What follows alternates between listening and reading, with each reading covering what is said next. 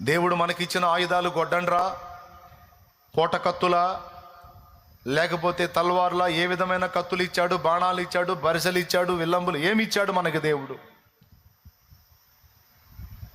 మనకిచ్చిన ఆయుధాలు, యుద్ధోపకరణాలు దేహ సంబంధమైనవి కావు, శరీర సంబంధమైనవి కావు. వాడు వాడేటువంటి యుద్ధోపకరణాలు కూడా దేహ సంబంధమైనవి కావు. వాడు వాడే ఆయుధాలు అయ్యే, మనకు దేవుడిచ్చిన ఆయుధాలు కూడా అయ్యే. సందేహం అనే బాణం వాడతాడు వాడు. దేవుడు అన్నాడు, ఆ బాణం నీకు తగలకుండా ఉండాలంటే విశ్వాసం అనే డాలు పట్టుకోరా అన్నాడు. దేవునికి స్తోత్రం కలుగునుగాక.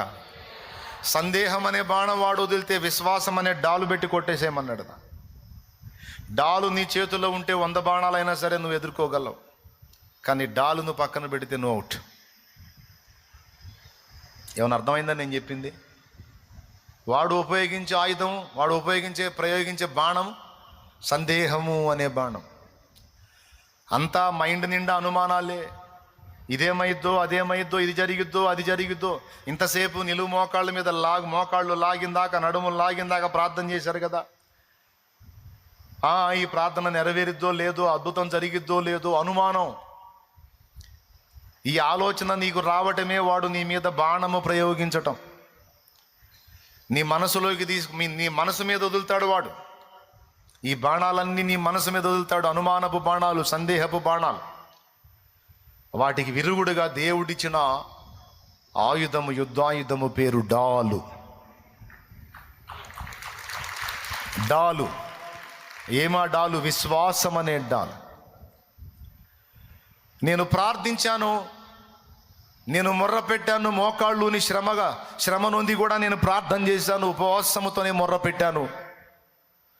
అపోస్తలుల కార్యం 10వ అధ్యాయం 1వ వచనంలో అన్యుడు చేసిన ప్రార్థనలే దేవుడు విన్నప్పుడు, ఆయన రక్తములో కడగబడిన నేను ప్రార్థన చేసినప్పుడు మరి నిశ్చయముగా నా దేవుడు విన్నాడు. నాకు సందేహము లేదు, నేను విశ్వాసం ఉంచుతున్నాను, తప్పకుండా నా దేవుడు సమాధానం పంపాడు.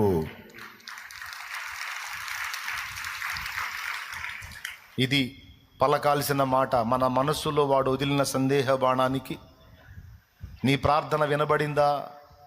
ఇలాంటి ప్రార్థనలు చాలా చేశావుగా, ఏమైంది, ఏం కాలేదుగా, ఇప్పుడు చేస్తే మాత్రం ఏమైంది అంటాడు.